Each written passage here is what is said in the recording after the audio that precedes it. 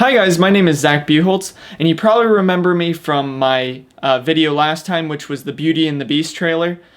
This time, for the final project, what I decided to do was a video off of that same genre. It was still that fairy tale genre or category that we did. This time I did Little Red Riding Hood, and I did a complete rendition of it from the wolf's point of view. So there are certain scenes that were cut out of it, obviously, like the first scene with Red talking to her mother and that kind of thing. Obviously the wolf wasn't there, so I didn't include that scene. I only included scenes that the wolf was in. So basically the whole thing is shot from his point of view. You see him, racing Red to Grandma's house. You see him eating Grandma. You see him eating Red. You see him talking to Red, all that kind of thing. So I decided to do the project on Little Red Riding Hood because I thoroughly enjoyed that story. Obviously, I enjoyed that section of our class so far, but I really did enjoy that story. And I think the main reason I enjoyed it was because of how different it was from kind of the kids' tales you hear from it. It's a lot darker. It's kind of gory almost. So I thought it'd be cool to do kind of another satire. I thought it'd be funny and everything if I did a stark contrast to that story, kind of tying in both kids, kind of the not version, but the ideal we see of Little Red Riding Hood, as a little cute little cartoon girl. And I used that in my video, actually. So the video is live action. It's me actually filming in the environment around my apartment. But there's a cartoon girl in it the whole time. And I kind of combined the stories we've always read as kids and everything like that with the darkness of the original story that we read, the short story. But it also is satirical, so it's funny, which I enjoy making funny videos. It's just a lot more fun doing it that way.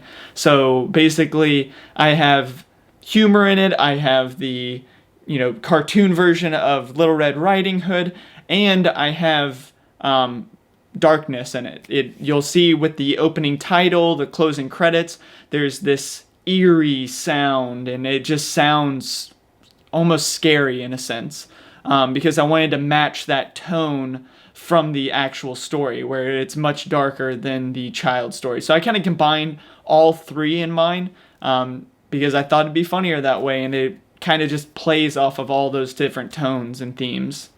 So with my retelling of the story of Little Red Riding Hood, or my video, I decided to take some liberties with the wording of everything. Obviously, I could have taken the approach of, this is what they said, this is a direct quote, that's what I'm going to say, and that's going to be my script. But I decided not to do that. I wanted to be satirical, so I decided to reword some of the things they said, leave certain things out to, speed it up, obviously. But for certain things, I purposely changed it to make it more of a funnier tone. So, for example, in the story, Little Red Riding Hood is, in bed with the wolf, pretending to be Grandma, and she's saying, what big blah, blah, blah, and this and that. For example, she says, "Grandmother, what big arms you have." And then the wolf responds back, "All the better to hug you with, my dear." That quote, for example, I changed and modified. I changed it to, "Grandmother, what big," I changed it to, "Grandmother, what hairy arms you have." It's the same kind of tone and feel, but it's a little funnier that way because Grandmother responds back sarcastically every single time, basically. The grandmother of the wolf responds back, all the better to hug you with or keep you warm, because hair keeps you warm. And then, again, I changed it again when she asks about, it was the eye, legs.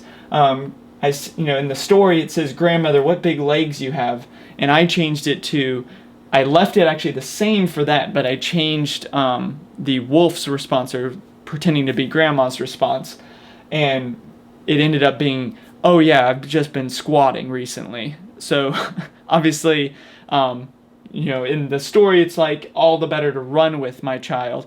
It's all about, doing something with Red in the story. And in this, it's bettering herself in a way. Just because obviously it's not grandmother, it's the wolf.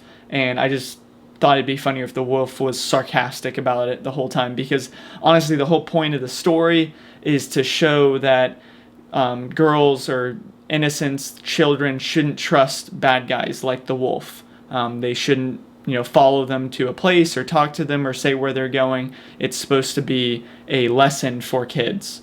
And obviously, with the wolf being more sarcastic the whole time, it's still getting that lesson across, but it's in a funnier way. Because the wolf responds back also to, I left it as grandmother, what big eyes you have, but I changed it to, oh yeah, I'm fixing my eyes.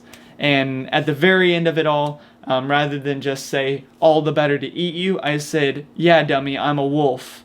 I'm going to eat you now. And I just thought that was a lot funnier doing it that way. So yeah, I would be curious what you guys think about that. Should I have left it the same, or is it better that I changed it to get that funnier tone across? So in my story, everything was shot live action. I filmed it all around here and everything, like I said, but the unique thing was everything was also recorded just by me. You'll hear different voices. I made sure to make every voice distinct.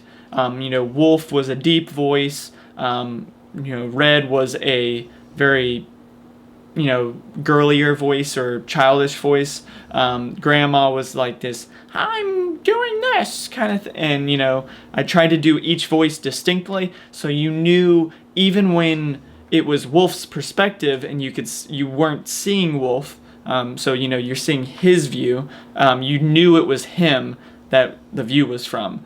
So his voice is always the same throughout. Red's voice is always the same throughout, and so is Grandma's. Obviously, Grandma is a very short scene, but Grandma's is the same throughout as well. So, basically, I tried just keeping everything consistent so that it was easy to tell what character was who and when. You knew it when it was Wolf answering the door for Red, and you also knew when it was Wolf pretending to be Grandma because I left the voice the same. I know in the story it's not exactly that way, that the wolf tries to imitate Red's voice even though he doesn't do it effectively in the story, and then again he tries to sound more like Grandma and again doesn't do it very effectively, where both of them kind of ponder that. I left that pondering out of my video just because it's all shot from Wolf's perspective, so you're not getting pondering because you don't get their point of view. And I also thought it'd be better to leave the voices the same because then it's more consistent where you know who is talking when throughout my story. So I thought that was a good idea. I really enjoyed making this video. I hope you guys really enjoyed watching it. I hope it brought a lot of you laughs, but I also hope that it still gets that same point across of the lesson for kids. That's obviously the point of this video, and honestly, I had a blast filming this final project. So I'd be really interested to know what you guys all think. Miss Taylor, I hope you liked it a lot too.